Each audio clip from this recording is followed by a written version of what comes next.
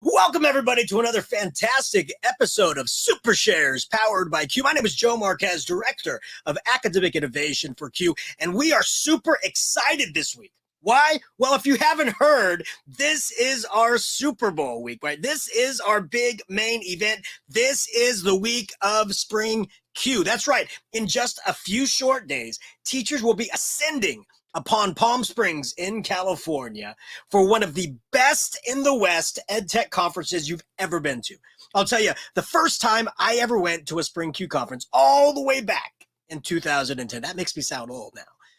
It blew my mind about how many amazing individuals, how many amazing educators are reaching beyond what we can deem as possible to really reach their students. And some of the great things that I saw at Spring Q were the new and amazing EdTech tools that were being released or being used that I didn't know about. So that's one of the best things about Spring Q, is to be able to meet vendors, to meet the companies we use in the classroom or don't even know we can use in the classroom.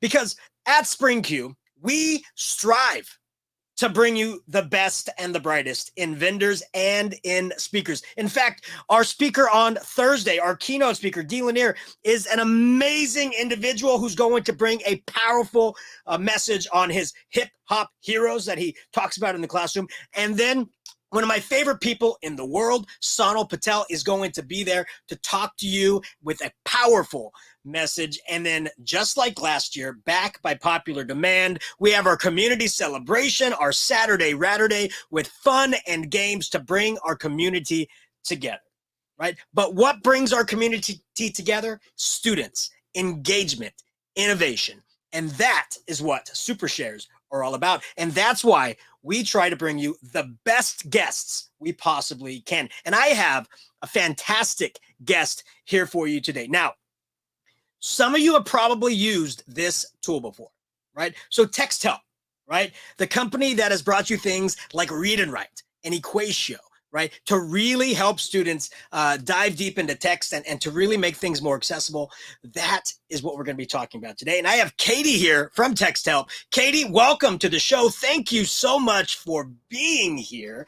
I'm excited about Spring Q. I don't know if you can tell by my emotion right now.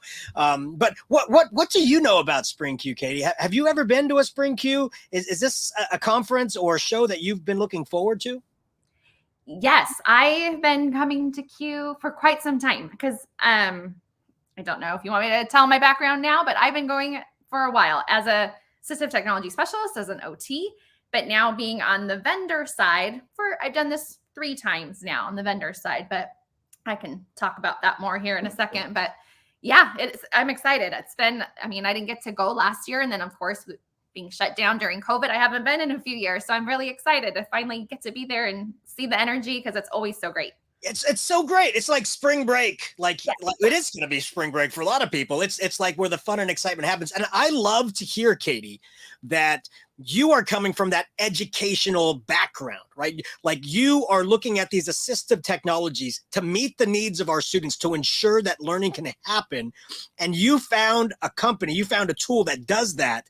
And so you jumped on board with that company because it is so powerful. Can you tell our listeners who may not have used Read and Write or any of Text Help's other amazing tools, can you tell them a little bit about the company and what some of these technologies do? Yes, absolutely. So if you haven't known, or maybe you do know, we did merge together with Don Johnston. So I was actually on the Don Johnston side for years, Snap and Read, Co-Writer, UPAR, all those great tools.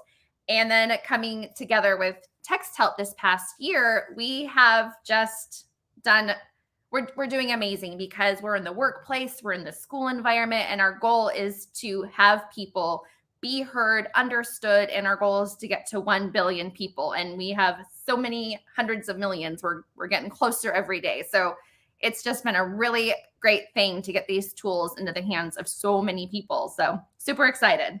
Well, and I love the fact that you're talking about how these tools are being utilized in the business sector, right? Because a lot of times people go, "Oh, these are just being used in the education sector. What are these students going to do now when they're in the business sector?" And it's available. It's not, these are not educational assistive tools. They are assistive tools to ensure that productivity and engagement and innovation happen wherever you are, right? Yes, because these kiddos are taking it from elementary, taking it to middle school, taking it to high school. I am busier than ever with all the colleges and universities are saying, give it to us, give it to us. And then those students are graduating. They're graduating college, and then they are taking the tools into the workplace. And that's where the whole other side of our company is in the business of getting this into businesses because they're already knowing how to use it and they need to read and write anywhere and everywhere. So it's super fun. No, I love it, right? Because I mean, we all struggle at times. Everybody struggles at times. And whenever we have tools that allow us to get over those road bumps, to get over those bumps in the learning process, I think it's extremely powerful. So when we were talking earlier about text help, you were talking a little bit about how the text help products can really create this inclusive approach utilizing UDL. So first off, for our listeners who may not have heard of UDL or need a refresher, can you explain to them what UDL is? And then how do the tools available to them through Text Help and Don Johnston, how do those allow for that inclusiveness to occur? Sure. Good questions, because this is kind of this burning topic where lots of schools and districts are needing to increase that UDL, universal design for learning, where you're having an inclusive approach. We're using technology. We're getting all the supports out to all different types of learners. Students all learn differently, even if they're identified or not identified. We don't know sometimes how a student learns best. Maybe they've never had access to hearing their words, and nobody's known that they actually, wow, they could be actually above grade level. They just never have had access. And of course, we know our students where those crazy numbers now are all the way 1 in 5 are dyslexic, but not always identified. And those students are just struggling. Kids don't like to do things that are hard. None of us like to do things that are hard. So then you get students checking out. They become disengaged. They don't want to learn because it's hard. So it's just building that model where we are supporting all types of students. And that's kind of where this UDL is coming in, and technology is our world. And we're giving kids devices. Are they just glorified typewriters? Who knows? But let's get some tools on them that's going to actually get them learning, get them successful, make them love learning, right? I love that last statement. Let them love learning, because what you just said really resonates with me, because, social emotional learning is a big focus, especially coming back from the pandemic, to ensure that students feel comfortable in their own skin learning on a day in and day out basis. And if you were just to dole these technologies out to, oh, you need these or you need these, it goes, well, what's wrong? Why do I just need these? Right. But knowing that it's universal for everybody, this is a tool that can help everybody, right, is extremely important. Because also as well, like being a parent now with my daughter's in first grade now. Like, I wouldn't know the first thing about getting her tested for dyslexia. I wouldn't know the first thing about getting her tested for these things. So I would just assume this, maybe the school would discover, I don't know. But I don't want her to go this long stretch of time without tools that helps her love and enjoy learning. And it seems to me that that's what these tools at Text Help allows, is for no matter if you've been identified or not, these tools will allow you to access the information and be a great learner within the classroom environment, right? Exactly. And that's what kind of talks about inclusive too, right? Because if a student doesn't have access, how are we including them? Because sometimes we don't know, because they're so smart, they're flying under the radar, right? So then we don't know if they're learning or not learning, or they are, but it just might be so hard that at what point are they going to stop wanting to learn? Kids love to learn. They're like little sponges early on, but then it just gets hard and they're like, I'm out. I'm out. I don't want to do this. So trying to just keep that love for learning is always the goal. So that's we never want our students to leave the classroom on a down note, No. right? We don't want them to leave the classroom going, I couldn't do that, or this is hard, or maybe I'm not a good student. We never want them to feel that way, right? Mm-hmm. But we also know that we have teachers teaching classes of 25, 30, 35, 40 students. And for them to have a tool that they can empower their own learning, they can really dive deeper into the text and say, I need this tool, I need this one on their own. That's very empowering, not only for the students, but also for the teacher, knowing that those students have something so powerful for them to use and to get that assistance while the learning is happening. And that's what took me to where I am today. I was an AT and an OT in the school system 15 years, and I was showing teachers how to use this tool for the kiddo that was assigned to it because they're on my IEP. And the teacher was like, wait, this kid over here is not checked out yet. Good luck getting the kid that you're trying to use it. But this kid over here could really benefit from this. And they're not even to the point of being checked out. And that's kind of really, oh my gosh, you were absolutely right. And this is where every student can benefit. And why aren't we getting to those kids before they get through the IEP door, right? So that's kind of where I'm like, I need to get this to everybody. Well, so this is what I'm imagining, like, because, coming from the classroom and being an educational technology coach as well, like, I know that these computers are powerful learning devices, right? But there are still some classrooms who just use them occasionally, maybe to get ready for state testing, right? And they still utilize traditional paper, pencil, traditional books. But we know students may have a difficult time reading, a difficult time writing. They need those assistants. What would you say to a teacher who's like, well, I like it. I like this way. I like the paper, the pencil, the regular reading. I like this way. What would you tell them to say? But you have devices available and you have this tool available. Well, here's some reasons why you should be utilizing this daily or weekly. Right.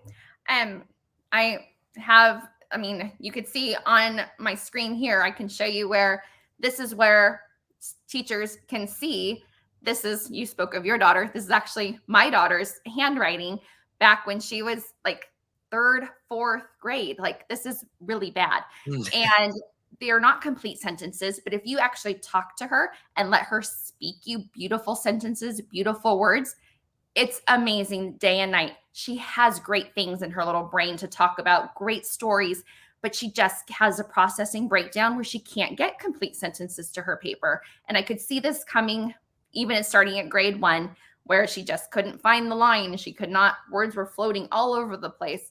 And again, when she got to 3rd, 4th grade, not complete sentences, but she could tell you complete sentences. So teachers being mindful, like, there is more to a student than them just writing words on a paper.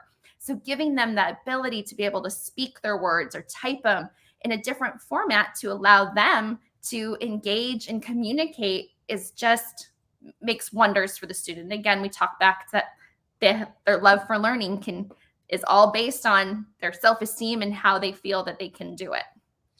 Katie, you're speaking my language right now, because it's especially with the new generative AI coming out, right? Mm-hmm. Chat GPT, that's a big old buzz that's happening. There's gonna be lots of session on it at Spring Q.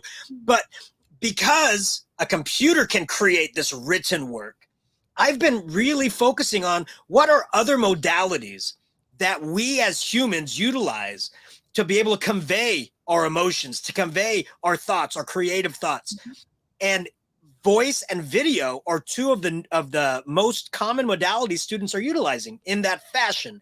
And even at the younger ages, like you're saying, if they can't get out those complete sentences via text, why are we not allowing them to get them out via voice, get them out via video? And I think now, like, the whole word text help, the name text help, that actually becomes more clear to me now. Because when the text isn't clear, this tool helps get their creativity out. It's the text. So now this whole word creates a new meaning for me. It creates a more meaningful environment, more inclusive environment for all students to get out what they need to know, which is their amazing voices, which every single one of our students have, correct? It is. Our mission is everyone deserves to be heard and understood. So technology is just doing wonders for everyone to get to that point where they can learn and be heard and give all of their best in what they've learned through other avenues, because we don't care how it's getting into their brain. They get tested. And so however they can get it out is what we care, what came out. So I have goosebumps because, like I would always try to find ways to allow my students to convey the information that they internally know and get that out via class. And we know that some students are shy, so they don't like to speak out to everybody, right? But some students are very fantastic at speaking. They just want to speak towards us. This text help tool allows that to happen between the student and the teacher. And I truly believe that once they start to comprehend their verbalization of words, to put those sentences together, to constantly do that, then it will translate into writing, into typing, into getting that word out via, the text modality. But text help, like you were saying, everybody needs that. Everybody needs that opportunity to give, to produce something in their best way possible. And we should not be kind of, I want to say, I guess, pigeonholing students into a one singular route. I heard one time that somebody says that a parent came to me and said, Mr. Marquez, I know my student is not doing well on your tests, but he doesn't read very well. Would it be possible for you to read the questions to him and he responds to you? And I said, of course. And she goes, you're the first teacher to say, of course. And I'm like, it's about, does he understand the material? I don't care how he's getting it to me. I want him to understand it. And if that's the way that he's going to be best, that's perfect. And I think text help exemplifies that, because now that student doesn't have to have his mom come and ask. Now he can do it under his own agency. I think that's a beautiful, beautiful thing. Katie, you're going to be talking a little bit about this in Palm Springs at Spring Q. Can you tell us a little bit about your session and what you're going to be talking about with these tools?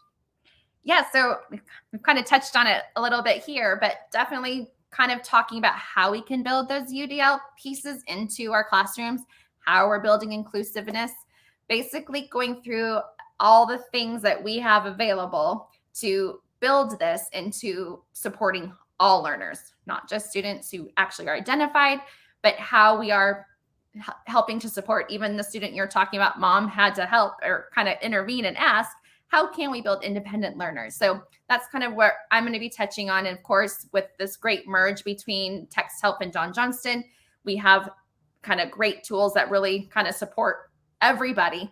So it's going to be fun to kind of unpack all that and kind of look through how you all can support your school, your district specifically, and what kind of can work in your area. And yeah, it'll be good. Yeah, and if they want to talk to you more directly after the session or even before the session, they can visit the Text Help booth, booth 805 in the exhibit hall. And will you have like the ability to show some of these tools in action with them at the booth? Are you going to have computers out and you can kind of show the different features to the teachers walking by? Yes, absolutely. I have Greg, my other counterpart here in California. He'll be with me, and we will definitely have computers and we can show demos and go through all the things. So for sure, stop by. Excellent. Well, thank you, Katie. I appreciate you so much. Thank you so much for sharing these amazing tools and on how that these will be there for all students to be able to showcase their agency to get their knowledge out in front of their educators. So thank you so much. I can't wait to meet you in person in Palm Springs this week, just in a few short days. I'll make sure that I stop by booth 805 to say hello as well. And all of you listening, right now, you stop by booth 805 and you tell Katie, hey, and that you saw her on the SuperShares so that we can say, hey, look, these SuperShares are getting to you and you're going to be getting to Spring Q. So, Katie, thank you again. I appreciate you. And I hope to see you in the next couple of days. Yes. Thank you, Joe. This has been a pleasure. So I appreciate you as well. So I can't wait to meet you in person. All righty. Bye-bye. Bye. Thank you. Oh, man, this was an amazing conversation. It really does resonate with me because, for the longest time, I always looked at things through the lens of the educator, right? As the lens of the educator, it is always about, what can I do to help my students, right? But now as a parent with a daughter in the education system, I want her to be able to identify tools that will help her. right? Not necessarily the teacher identify those tools. I want the school or the teacher to be able to provide a variety of tools, but I want my daughter to have the agency to say that tool is going to help me and to be able to use them to better her education experience. And that's really what we need and try to do on a daily basis, to create the best environment for our students to learn in the best modality and the best way that they can. But there's one thing we always forget. They also need to be able to produce work in the best modality that they can express themselves with. And we have to remember that. And we have to find tools like Text Help, like the suite of tools that Text Help allows us to utilize, to find ways to allow students to do that, to have their own agency, to take the learning into their own hands and really, truly discover the joy and love of learning. So I really appreciate Katie for being here. I appreciate Text Help for being such an amazing vendor and sponsor for Q and Spring Q. So do not, again, forget to visit them at booth 805. And again, if I get to see you this week, please, if you see me, give me a high five, give me a fist bump, whatever you're most comfortable with, because I cannot wait to see you. So until I see you in the next 2 days, in 2 short days, Thursday, March 16th is when we kick it off. Until then, have yourselves a wonderful